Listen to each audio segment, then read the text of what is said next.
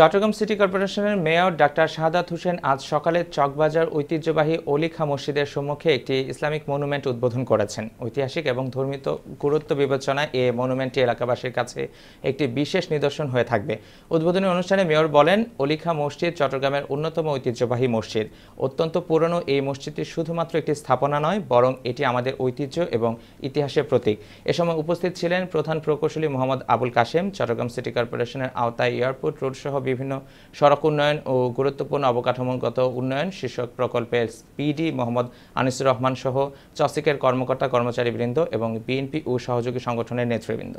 শুধুমাত্র চট্টগ্রামের মানুষকে নয়, বাংলাদেশের যে 16 কোটি মানুষকে সেটা আকৃষ্ট করে এবং মানুষ যখনই চট্টগ্রামে আসে তারা এই অলিখা বেগ মসজিদকে